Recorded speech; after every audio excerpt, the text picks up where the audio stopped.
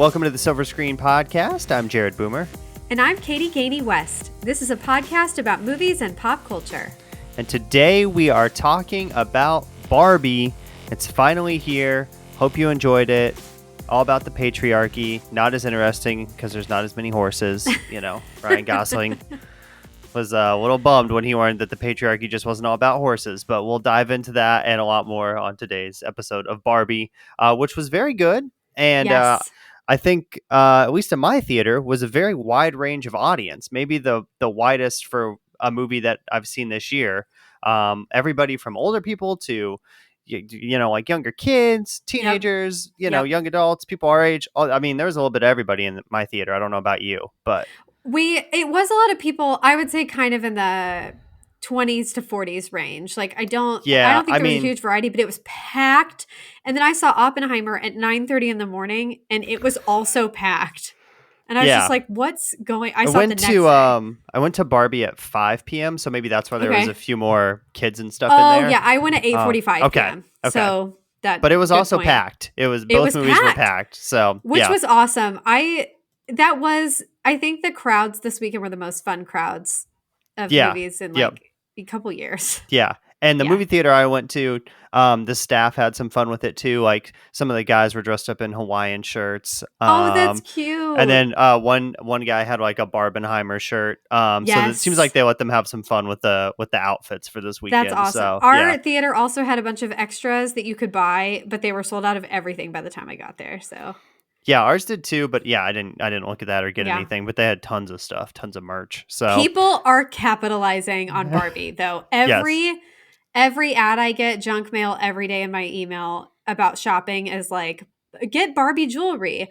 Look at Zara. Look at all this pink stuff at Zara. Like it's never ending. I have resisted though. I'm very proud of myself. Yeah, Letterboxd even, like the Letterboxd page for Barbie. Something turns pink when I forget. It's either the stars or when you see you liked it. I forget. Something is pink though on the letter. So it's, the branding for Barbie is everywhere. So great job. We will talk about Barbie today here in just a little bit. First, though, we do have a few news items. One of those is that, unfortunately, Tony Bennett passed away at the age of 96 after a battle with Alzheimer's. World-renowned singer, crooner, obviously had a long, long career, and then I think got a little more popular with younger people due to his work with Lady Gaga. And they did a couple albums together that were very well received and were very popular, of like standards and covers and things like that. So very sad to hear of his passing, but seemed like he lived a good life. Again, he did pass away at the age of 96, just was pretty old, and unfortunately did have Alzheimer's, but I think performed his last concert. It was either last year or the year before. So he was still doing a couple shows. Sure. The only thing that made me sad, I feel like 96, that is a life well lived. I mean, that guy had nothing short of fantastic experiences of his life, but and was very well respected and loved. But I was so sad that the same week that he dies of Alzheimer's, we're getting all of these news alerts about the FDA approving Alzheimer's, like a drug that will help slow it down significantly. And that just made me sad. I'm really excited about those developments scientifically, but I was sad that he couldn't benefit from those.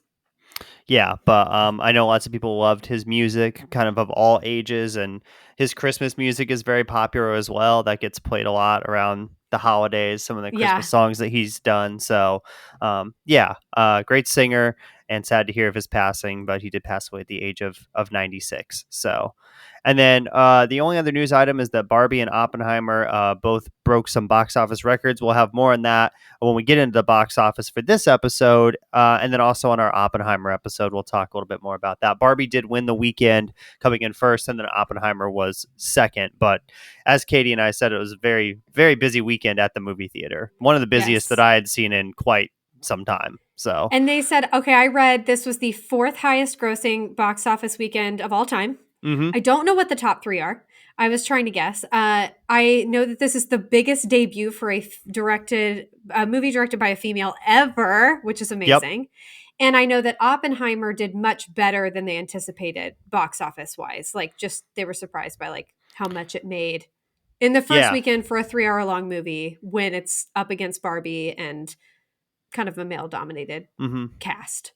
Yeah. Yep. And I think Oppenheimer maybe had a little more competition too with Barbie, but then also with like Indiana Jones still out and Mission Impossible still out, as Oppenheimer, like you said, is a little more male dominated and maybe a little more male focused than Barbie is.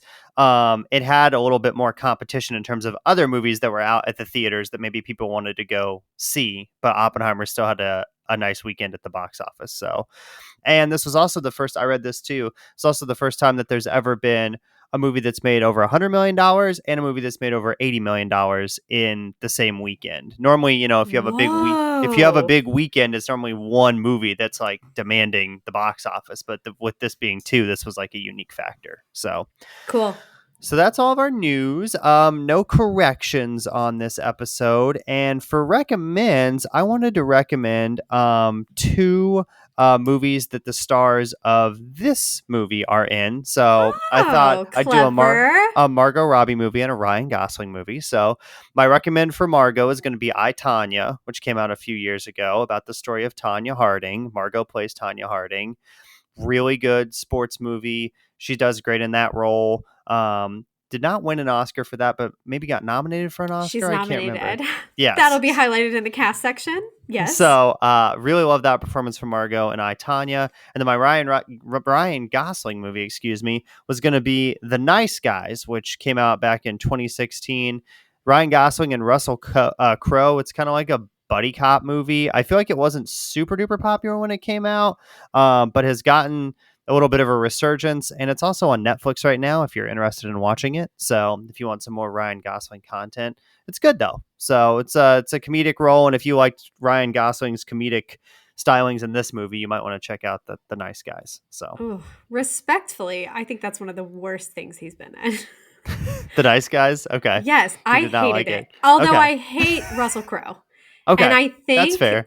I think I just didn't like him. I don't recall having any issue with Ryan in it. Okay, But fair. also Yeah, maybe I should be fair and give it another shot. But yeah. I just I mean, know like if you, of his work, definitely not one I would. yeah, I mean, Blade Runner 2049 is also very good. Drive. Drive, yeah, that was another one I was thinking of. So those are a little So more good. serious roles from The Ryan. Notebook, Crazy Stupid Love, La La Land. The man's done a lot. So yeah. Well, that was very clever. I like your recommendations. Thanks. I just have two. First, I'll start with, since we are covering Barbie, I have mentioned many times, I listen to The Daily, which is the New York Times podcast that comes out every weekday. And they did a fantastic episode this week on Barbie, or last week now, rather, called Can Barbie Be Rebranded as a Feminist Icon? It's only 31 minutes long. So if you want to go, again, it's The Daily. It is a New York Times podcast. It was such a good episode. They talk about the evolution of Barbie, like when Barbie was created, which I think was 1959 or 69. I can't remember. It's one of those. And also, they talk a little bit about Ruth Handler, which we hear about in this movie. She created Barbie. And it also talked about some of the people that were interviewed, their experience with Barbie, as well as Greta Gerwig. Oh, Jared fact checked. Thank you. It's 1959. And I thought it was interesting too, just since we're talking about it, not that anyone asked, but my experience with Barbie, it was interesting because that podcast really made me think about how much I loved Barbie as a kid. I was not troubled by Barbie's body or what Barbie stood for as a kid. I gained an awareness of it the older I got. So I don't know if that's normal, but I know that as a 5-year-old, I had Barbies out the wazoo. I did have a Barbie dream house. I remember one Christmas getting like a Barbie. It was like almost like a Cinderella pumpkin wagon thing. Wagon, not wagon. Pumpkin. What do they call that? Why can't I think of the word? Oh, like carriage. A carriage, yes. Anyway, I have many good memories with Barbie. I wasn't particularly enamored with Ken, but anyway, I had a skipper. I had the gang. Mm-hmm, but yeah. I think I liked it because I loved dressing her up. I loved trying to do her hair, but her hair was hard to deal with. And I really liked it. Was like plays. Like I could just come up with my own little play and use my imagination. But I did understand more the problems with Barbie the older I got.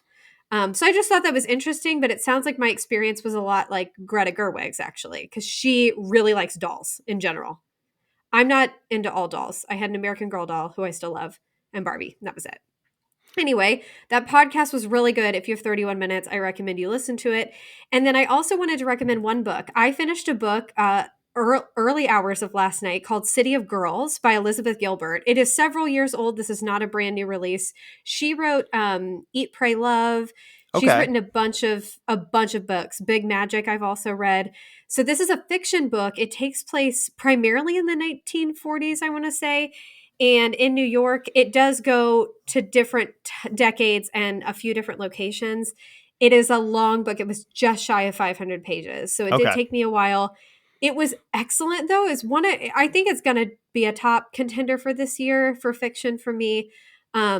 But it's fascinating, and it's about a woman that is living in New York City in that time period. She's very different than the family she was raised in, and she becomes a costume designer and works in a theater, and then she helps out with the war effort during World War II. Really good book. Again, it's called City of Girls. Very cool. Very cool. So I do Thanks. like those books that kind of follow one character through like a time period, like maybe it's Yeah. 10 years or 20 years or something. And normally those are longer books, but I do like I don't know, I just seem to like novels where it's kind of focused on one character for most of it. Obviously there's other ones where it's like a cast of characters that are going through time periods, but if you can really connect with like one character, that's always a good one. So very cool. So we will talk about Barbie now, released on July 21st, rated PG-13 for suggestive references and brief language, an hour and 54 minutes. IMDb is a 7.6 out of 10. Rotten Tomatoes critics and audience scores are both at 90s right now, so everybody loving this movie so far. And box office wise, it had a very big weekend at the box office, biggest opening weekend at the box office in 2023 for anything that's come out. Made Yes. $162 million so far domestically, $356 million worldwide. That's kind of insane for a Barbie movie. I think that's even better than Yeah. they thought it was. I mean, they thought it was going to do well, but I think that is even a little bit better than they probably thought it was Margot going to do. Margot said she thought before that came out, said she thought it would hit 1 billion. And Yeah. it's Yep. it's on track to do it. Yeah, So I think it's gonna do that probably no problem. So I yeah. can also see this being a movie that people go see like a second time too, Oh like yeah. a repeat in the Oh theaters. yeah. So And yeah. because of the rating, I think a lot more people can see it. Because Hmm. I think they debated on R from one article I read. I don't know that they wanted R, but they considered language and stuff that would have bumped it to an R rating. Yeah. Yep. So I think that was a good choice to not do it. Yeah, PG-13 is definitely smart, and I Hmm. think that's why we talked about Oppenheimer a little bit ago, but I think that's why Oppenheimer was second, just because it is rated R. It's also Yeah. longer, but it's restricting the audience a little bit when you do rated R. You can't get that Right. that teenage or younger people audience. So the synopsis for this movie is Barbie suffers a crisis that leads her to question her world and her existence. And this movie is directed by Greta Gerwig, who is a pretty well known director at this point, especially if you're a fan of movies and kind of more artsy indie movies for sure. Hmm. She's a director, writer, producer, and actress. She's known for Frances Ha, Lady Bird, and Little Women. And she's been nominated for 3 Oscars: Best Adapted Screenplay for Little Women, and then Best Original Screenplay and Best Director for Lady Bird back in 2018. Next up, she's writing the script for Snow White, which Hmm. should be interesting. This is a remake of Snow White and the Seven Yeah. Dwarves. Those Disney remakes, I'm always a little skeptical, Me but too. if Eventually Greta we're is gonna writing it, I'm intrigued. yeah. And also, isn't the girl I forget the actress from West Side Story? Isn't she the one that's Snow Oh White? yes, she is. Why can't I think of her name? What's She's her so cute. I name? don't remember. My Rachel bad. Zegler. Thank you. I think Yes. she's playing Snow White. Yes, and Gal Gadot's in that as well. So hopefully Oh she's my improved her acting a little bit. goodness. She's going to play Someone the said, queen. now, I don't know who said this or how true it is, but somebody said that she was considered for Barbie, and I don't think anyone could have done it better than Margot. No, the big one I saw that was considered was Amy Schumer, and I just thought that would be a What? completely different movie. So, Oh my gosh. yeah. Wow. No. Mm-mm. So she was cast. So it looks like Amy Schumer was cast back in 2016 for Barbie, but it was a kind of a different film. And then she left the film because there was like creative differences or whatever. So, and yeah, I just don't think that would have fit as well. I don't think Gal Gadot would have fit as well either. Also, did you see the controversy this week? Speaking of Gal Gadot, that she was cast in the new Cleopatra movie. Oh, I Uh, didn't. but she's not Egyptian. So that Oh, was I was kind of like, the what's the backlash with problem? that. Yeah. Okay. So Okay. Fair. yeah. Let's Yep. go find it. Oh, but she's already cast. My bad. Yes, she is already Okay. cast. So, and then like a poster came out for the movie, Hmm. basically. So, Hmm. but there's been a little bit of backlash, that she is playing, Cleopatra when she's, Israeli. So, Okay. yeah, Okay. yep. I can So, understand that. All saw right. that article earlier this week. So, That is uh, a bold choice to remake Cleopatra when Liz Taylor played Cleopatra. That is yeah, what a choice. that is a Best of definite luck. choice. Yeah. Good luck to all of you. And Gal's last couple movies have not really been Not been good. encouraging on the acting front. Red Notice Mm-mm. was not great. Wonder Mm-mm. Woman 2 was not great. So we need to see a good performance out of Gal. Maybe it'll Yeah. be that. Maybe it'll be Snow White. We'll have to wait and see. So we'll take a break here on the show. We'll come back. We'll talk about the cast and some other fun moments and likes and dislikes for Barbie. And we're back here on the show talking about Barbie, directed by Greta Gerwig. And this movie has a large cast, but of course, in the lead role playing Barbie is Margot Robbie. Jared, I don't think this needs to be said, but if you could just fall asleep on the crush alert, crush alert button for like 5 minutes, I'd appreciate it. Go right ahead. Thank you, Jared. I'm right there with you for Margot, I Thank gotta you. say. Aren't we all? My God, she might be one of the most beautiful people I've seen in my entire life. Love Margot Robbie. Love her. Anyway, Margot is playing the title role of Barbie. There are a lot of people named Barbie in this film, but she is the main Barbie.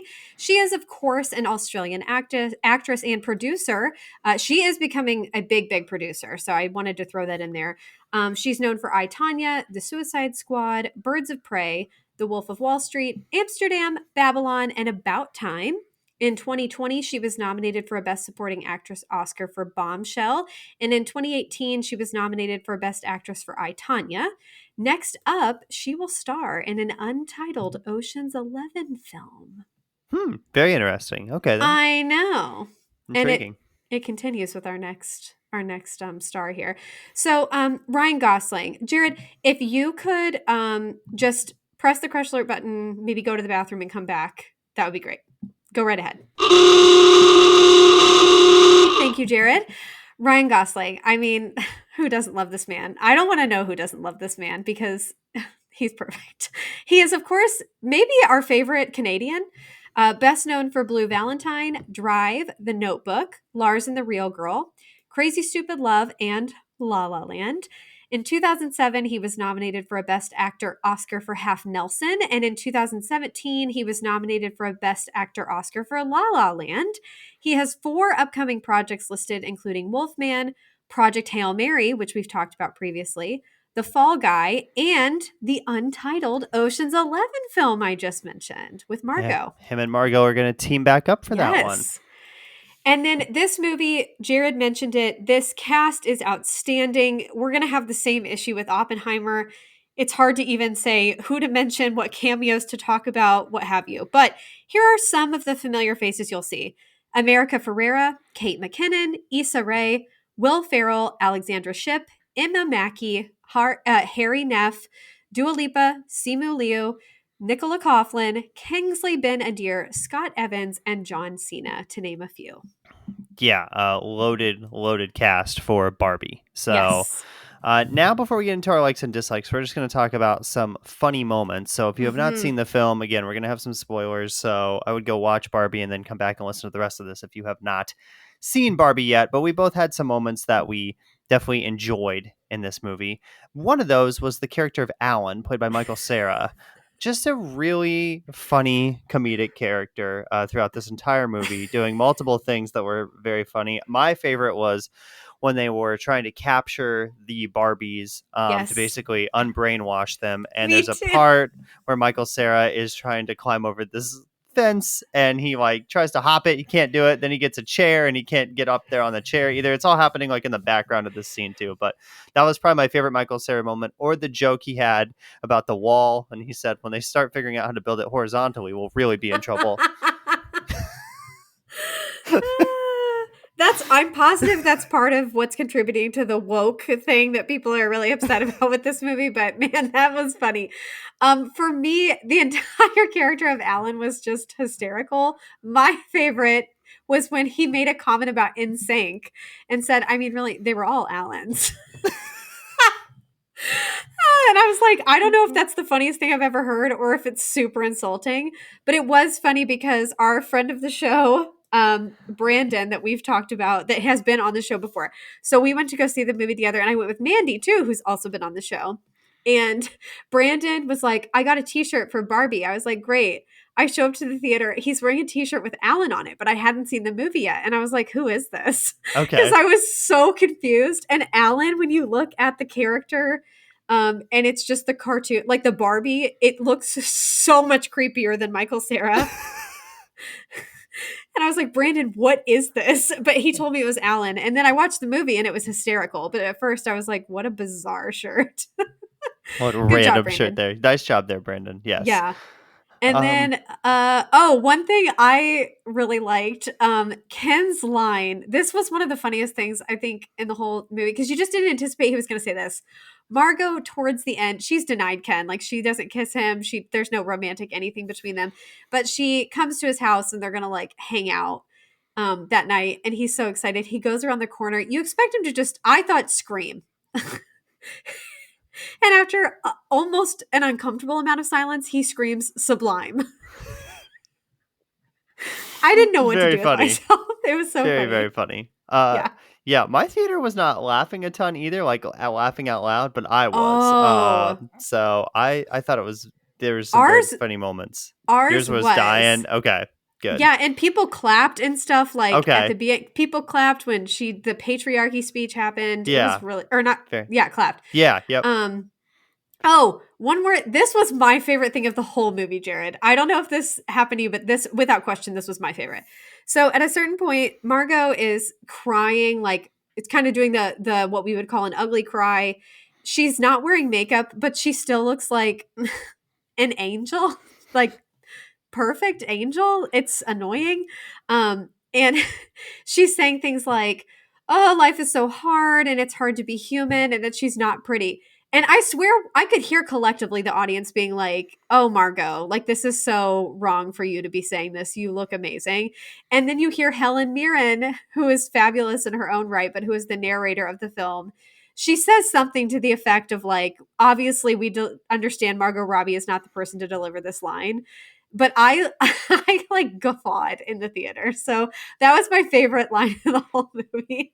And I loved hearing Helen Mirren say it. And I just thought it was perfect because you know how rare you actually think something and then somebody on the screen says what you're thinking.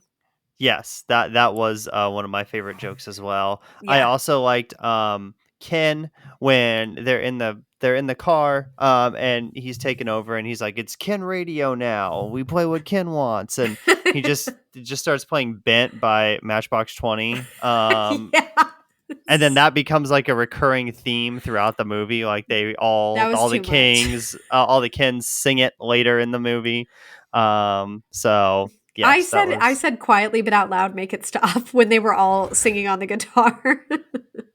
Sorry, that was not Bent. Push, Matchbox Oh, 20 song yeah. Push. I knew Yeah, what you were yep, talking about. Yeah. yeah. So yes, but that was a very funny moment. I was like, what a perfect song for that. Yeah. That's like total dude bro song. Yes. That Ken would be really into when he was finding out about the patriarchy and men. So yeah, those were the funniest moments for sure in the movie. There's a lot of other really funny moments, but those were very funny. We Yeah. also have some fun facts before we get into likes and dislikes. So one is Emerald Fennell, who directed Promising Young Woman, which we did an episode on and was one of Katie's favorite movies the year that came out.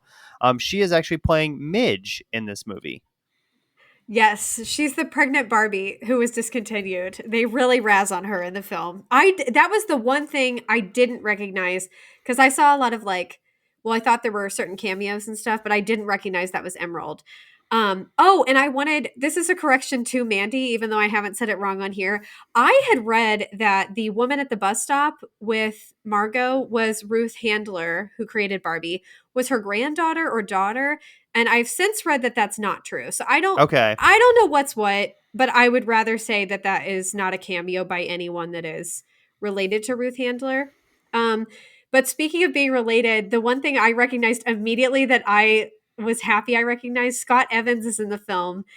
He plays one of the Kens, and I knew who he was. And I was like, oh my gosh, that's Chris Evans' brother, because they're very close. He's funny. He goes on a lot of red carpets with Chris Evans. And he was a pretty funny background Ken. Very nice. And then also, Margot and her husband, Tom Ackerley, were two of the producers on this movie. So she was really one of the creative minds behind it with Greta Oh yeah. Gerwig. And they worked on this, even though Greta directed it, it seems like it was a pretty collaborative effort between the two of them. And then also Noah Baumbach, who is married to Greta Yes. Gerwig, who helped write the script. So And then Ruth Handler, if you are interested, they do talk about her quite a bit in the film. Who created Barbie? If you listen to that episode I referred to of the Daily podcast, they talk quite a bit about Ruth Handler. She did get in trouble for tax evasion, among other things. I mean, she made some questionable decisions, but she did give us Barbie. So we'll get into our likes now for this movie. We've talked about the cast a little bit already, but I think in both of our opinions, this is just a perfectly cast movie. I mean, I can't see anybody else other than Margot Robbie playing Barbie. Yeah. I can't see anybody else other than Ryan Gosling playing Ken. I mean, those roles just fit so perfectly. We mentioned Michael Cera as Alan. We haven't talked about Will Ferrell yet, but I thought he was pretty good in this movie. I loved Issa Rae as the president. Yeah. Yep, she was very good. She had a couple lines that I I thought were just hysterical. And America Ferrera is someone that I haven't seen in a lot of things. I saw her in Sisterhood of the Traveling Pants. But I thought she was excellent. Yeah, she was very good in her role Mm-hmm. as a supporting character as well. So, Mm-hmm. Simu Liu was good as one of the Oh, I Kins. forgot to So, mention Rhea Perlman was in this. I didn't mention her as the supporting cast. She plays Ruth Handler. She, of course, has been or was with Danny DeVito forever. We've seen her in Matilda and some other things. She was great. That was a fun little cameo I wasn't expecting. another like with this is that it's very well paced. Obviously, it's a comedy partly, so that helps as well when you've got jokes and funny things happening. I think that makes time go faster. But there was no point where I looked at my watch where I wondered how much time was left. Right. Also, this movie's under 2 hours, and I think that's good for a Barbie movie. We might be saying something different if this was 2.5 hours or 2 hours and 40 minutes or something. But I think it's a really tight script. It's a quickly paced story, and I think that worked pretty well. Yes, agreed. For me, I don't even know what to narrow this down to. I thought the costumes, makeup, set design, and production design were exceptional. I mean, to me, there was not a false note. I thought this truly was like the best Barbie world I could imagine.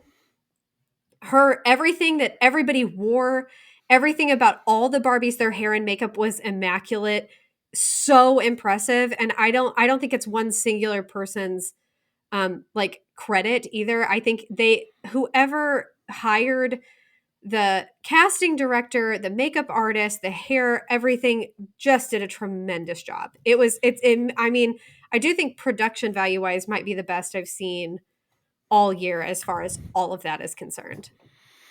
And this movie too it had a fairly high budget, but not crazy, $145 million. And I think what they were able to do with that, based on some of these other movies I mean, Indiana Jones had what, $300 million, close to $300 million budget, and Yeah. this looks way cooler than Indiana Jones does for half the price in terms Right. of production design, like you mentioned, costumes, sets, things like that.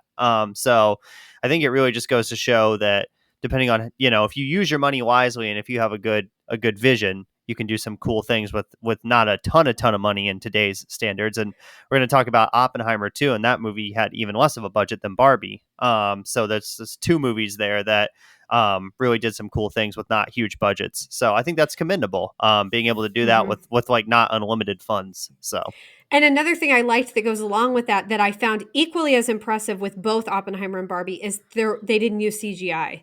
So like the yeah. things to create Barbie's world and the tricks and everything they used, that was not CGI, which Jared and I on the last few movies have really harped on how bad certain special effects are. Mission Impossible, we thought they did a good job, but Yeah. Indiana Jones especially was a standout for probably some of the worst special effects I've ever seen in my life. And Barbie, she didn't have to use any of that. And to think she kept the budget where it was and then didn't use CGI, that proves that we can have a very interesting, extremely well done movie without CGI. I don't know if you've seen, there's a clip on social media right now of one of the scenes with the car where they kind of show you a little bit of behind the scenes of how they did that, like with the Yes. moving Yes. like background and then side pieces and stuff. So yeah, that was cool to see. And again, it's cool that it was practical effects. Yeah. Because I don't know if the person that goes and sees 3 movies a year can tell the difference, but I can tell you, as you know, the both of us that go see a lot of movies a year, we can tell the difference pretty easily, and I'm sure you can too if you're listening, because if you're listening to this, you probably really enjoy movies, and I think it's kind of obvious when there's really bad CGI and when something's done that's practical. So another like was the soundtrack. The soundtrack's great. Lots of pop on this soundtrack. So like Dua Lipa, Lizzo, Billie Billie Eilish, Eilish, Charlie XCX did a Khalid. song, Khalid did a song, Kid Leroy did a song. Of course, Ryan Gosling's big musical number as well. I'm just Um, Ken. I'm just Ken. Anywhere else, I'd be a 10. That's his motto. So, but yeah, music fit really well. I thought the Dua Lipa song fit well at the beginning of the movie. I thought that was a Yes. great kind of song for that, sequence and dance number and stuff. And then I really liked the Charlie XCX song too, that's during the chase scene when Barbie and Yes. Will Ferrell are kind of chasing each other. I thought that was really fit well for that moment Yeah. too. The Dua Lipa song is a bop. It's been playing in my head over and over for days. Let's see here. Another like that we have is that this movie's very original as well. In a time where we get so many movies that are this is based on IP. Obviously, it's based on a doll and a toy, Yes. but it is an original kind of concept, an original movie. Very good, Jared. I'm so impressed with her use of IP because that, I think that came up actually on the Daily podcast when they talked about Okay, it, which I, would forget. IP is intellectual property, right? correct. Yeah. Yes. So it's And basically something that's like just it's an object. been It's something we already have. pre-created. Yeah. Yep. Yes. Because I even debated, I was like, I don't know if some people would argue that it's not original. I just think well, here, I put in the notes because I'll just jump ahead. This is what I loved about it, like wrapped up together. The movie revolved around women. That's always a winner with me. It was done well. It did not involve explosions, romance, car chases, excessive violence, or superheroes. And I think that is so few and far between these days that if a movie can do that, I'm just shooketh to my core, basically. So I loved it, and I was extremely impressed by that. I like that I have that goes along with that is I really appreciate that Mattel, as the company that owns Barbie, let Greta Gerwig and Noah Baumbach write this script and do the movie that they wanted to make. I feel like they could have been a little more protective. They could have said, "Hey, some of those disses towards Barbie or towards some of our other products we don't want in there," but they allowed that to stay in, and I think it really adds to the movie, adds a lot of the humor to the movie. So I'm glad they didn't just like basically wash it down and say, "Hey, everything you say about Barbie has to be positive because we're the ones that own the toy and we're letting you use the rights for this movie." I appreciated that, and obviously they've like let Barbie be in Toy Story and stuff too, but this is obviously a little more serious take on it than in those Toy Story movies. But I appreciate that them as the company were like, yeah, just go ahead and make the movie that you want to make with Barbie. Right. And it's going to benefit them. Do you know how many Barbies and Yeah. Barbie related Yep. things? I mean, it's going to help Mattel. I'm trying to. One thing that was I was happy about. I did not go down a rabbit hole investigating the plot points of this film before it came out, but the few things that were divulged to me through just random things on social media were plot points. They all turned out to be wrong, which Okay. that's so cool when people's guesses about a film are wrong. Like I had read one where they said this was going to be, and I think I even said it on the podcast that I read it. Somebody said this was going to be like Wizard of Oz, like she had to go to like Emerald City or something, and that wasn't it. And I thought that was really cool, and it just turned out to be so different and much more sentimental than I expected it to be as well. I heard another thing too that people thought it was going to be like a multiverse movie just because of the multiple Kens and Barbies. They thought she was going to go to like tons and tons and tons of different places, instead of just going basically to the real world and then back to Barbie land. So I like that they didn't do that aspect either. I mean, obviously there's a lot of Kens and a lot of Barbies in this, but they're all living in that like one area and one universe, and so it makes sense for this story. And I like that they did not explore the multiverse thing 100%, because sometimes that can be hard to follow too as a viewer if you're like bouncing around and going to a bunch of different places. So we also have some cast standouts as well. For me, I think it was Ryan Gosling. I think he just steals the show as Ken. He's a lot of the humor in this movie for sure. His character progression is very interesting, where at the beginning of the movie he's like, guys don't really matter, we just kind of do what Barbie wants us to do. And then when he gets in the real world, he sees that perspective is 100% flipped, and that men basically have all the power in the real world, unfortunately. And he discovers that and is very intrigued by that. And so I thought that his playing of that character was very good. His ability to have fun with that character, and also like Ryan Gosling, one of the biggest actors that we have right now, was not opposed to playing Ken and kind of acting kind of stupid in this movie at the expense of himself. So I appreciated that too, that his ego was not too large to play Ken in the Barbie movie. Agreed. I think that's what makes Ryan Gosling so attractive. And so this was another point of mine. I do think this is about Barbie.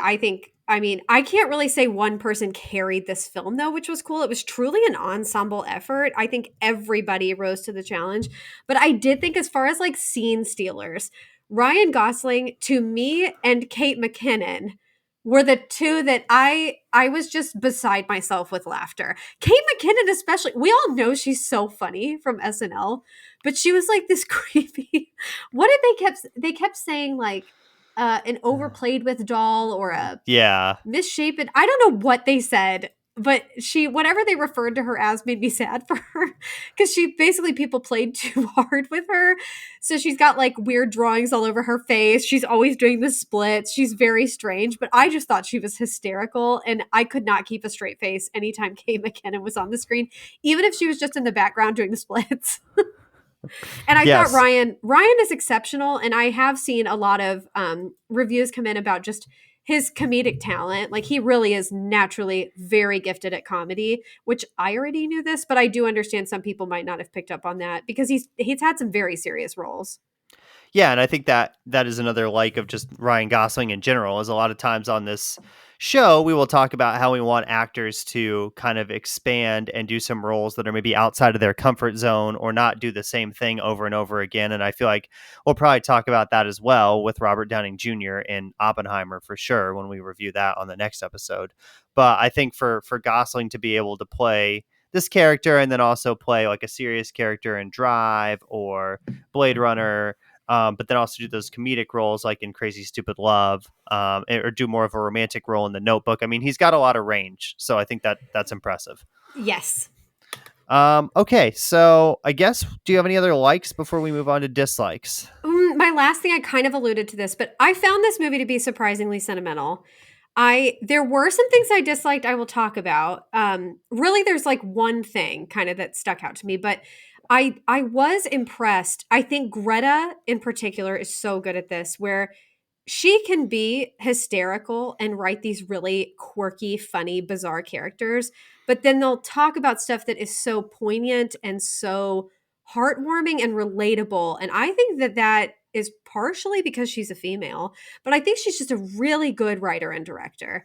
So credit to her. I was impressed, and the overall message of this film, which, not to ruin it, but they basically talk about like living in a plastic world or a false world where everything's perfect versus being human and the human experience. And I didn't expect it to be that deep, and I found that really powerful.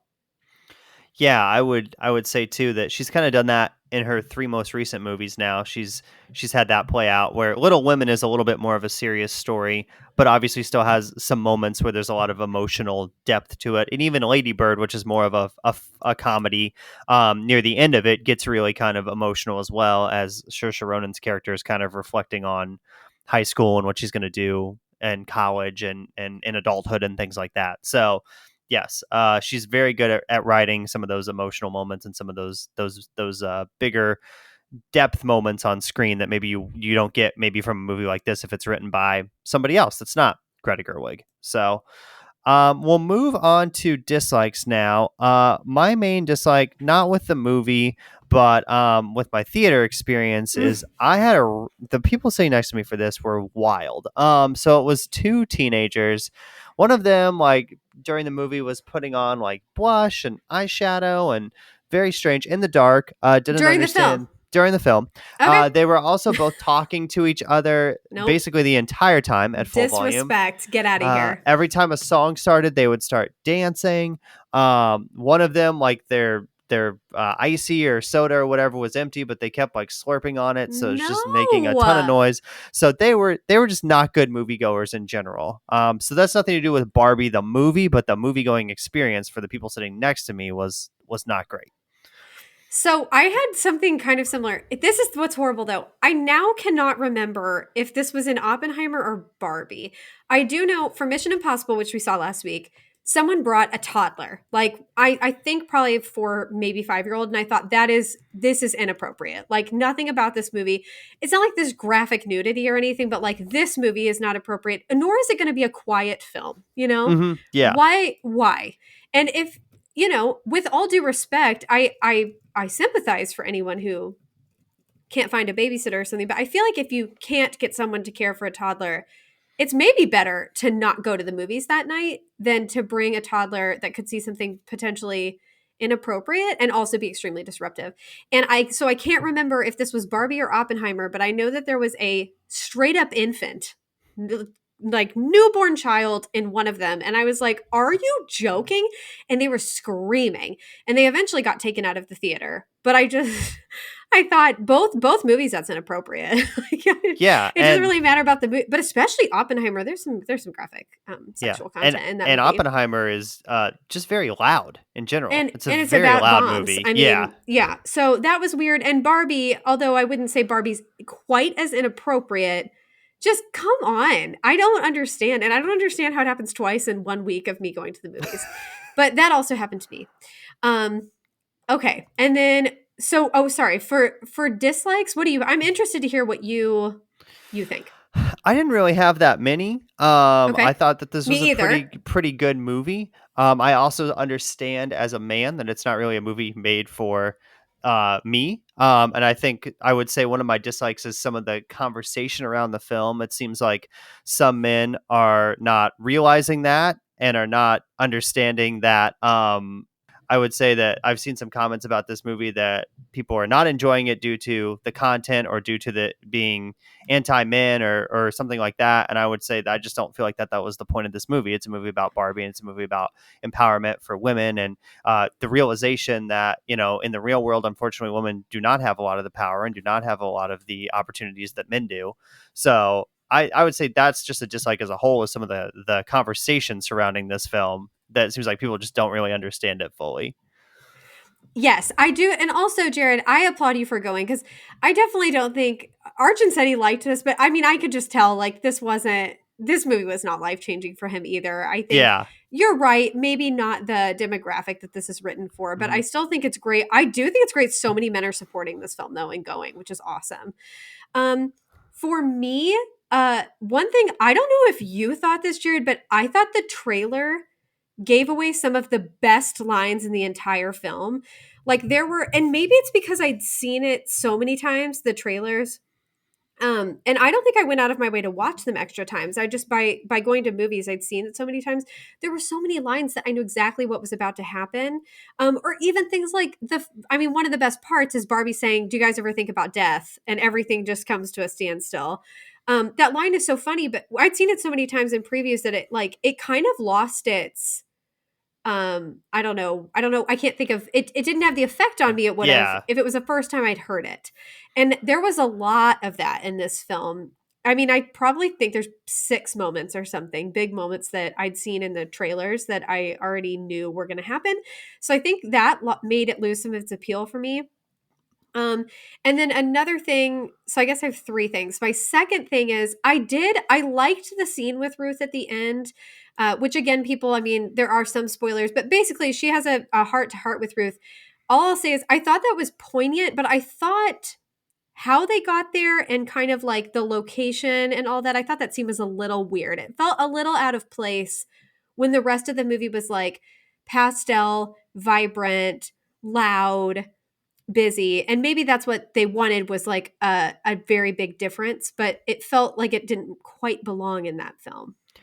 No, I had the same thought as you about that final scene, and I didn't know if it was just my perspective of the film or not. But good to hear No. that you also did kind of dislike it. I just thought if there was any dislike that I had, is that they really didn't stick the landing for this movie. That last 6-7 minutes or whatever that during that scene is kind of, I felt kind of awkward and strange. I know some people did like the sequence with like all the home videos of the women, but I Mm-hmm. thought that was a little odd given its place in the movie as well, just because we hadn't done anything like that up to that point in the movie, and it was Agreed.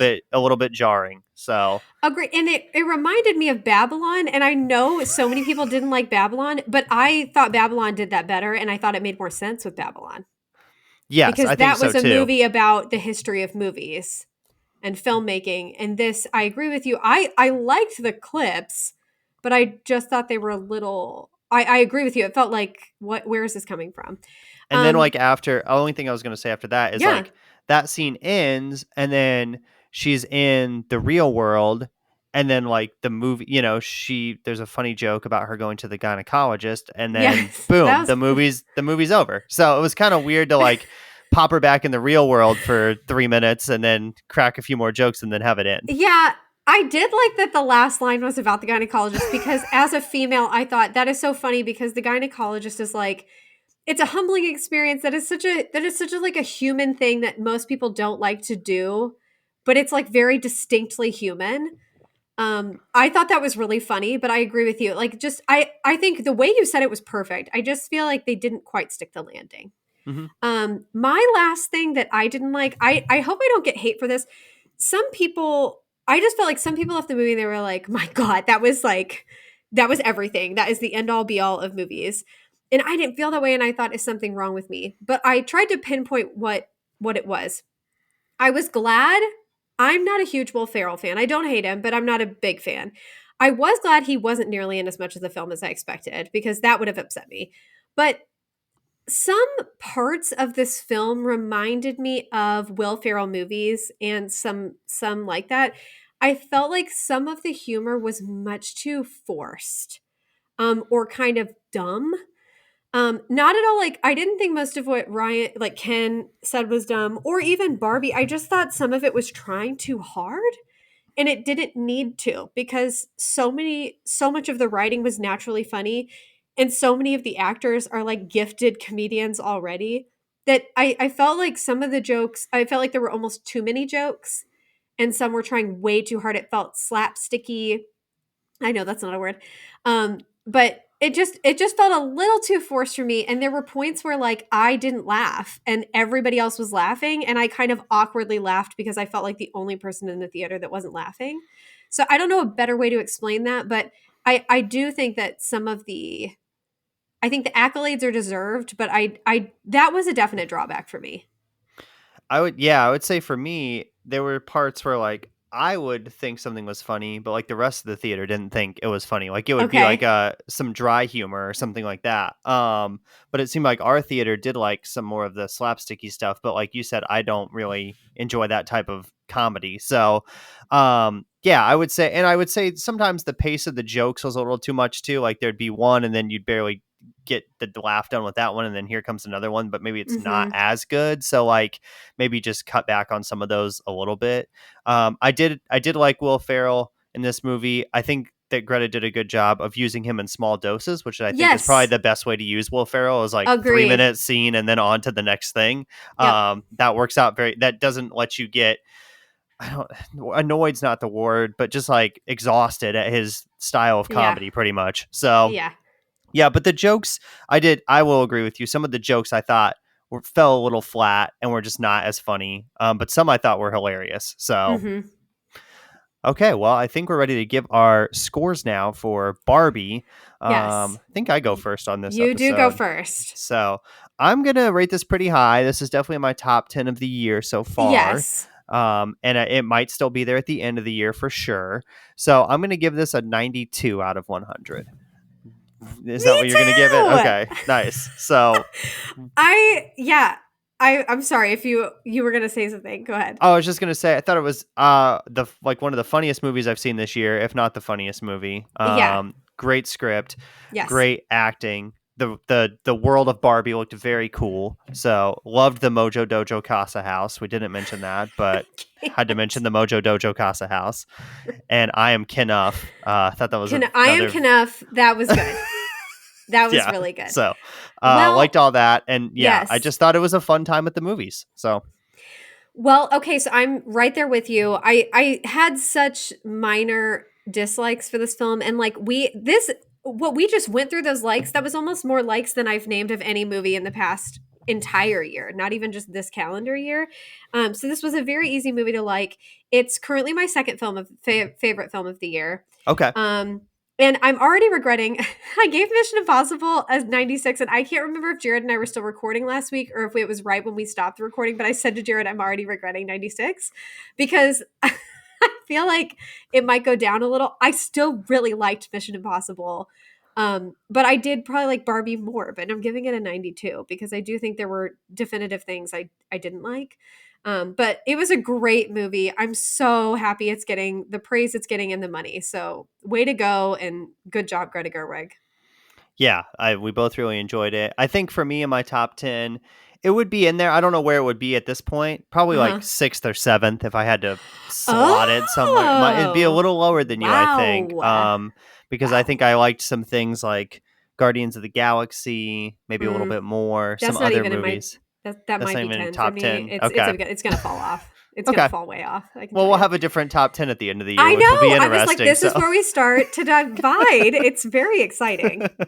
So you can follow the show on social media at Podcast Silver on Twitter and Instagram, and then just search the Silver Screen Podcast on Facebook, and you'll be able to find us there. Our letterbox profiles are in the description wherever you listen to this episode. You can just click in there. You can also get the social media links in there as well. Be sure to rate and review wherever you listen. That really helps us out as well. And of course, next we're going to talk about the two-parter of the big box office weekend, and that is Christopher Nolan's Oppenheimer. So we are going to try to get that episode out pretty soon after this one comes out. So be looking for that in the next couple of days because we wanted to hit on both movies pretty quickly. So, but excited to talk about Oppenheimer. And then coming up soon is our 200th episode. I can hardly believe it. I'm very proud of us. So stay tuned for that as well. That will be after Oppenheimer. Yeah, we've got some fun stuff planned for our 200th episode that we think you'll enjoy. So until next time, we'd like to thank the Academy.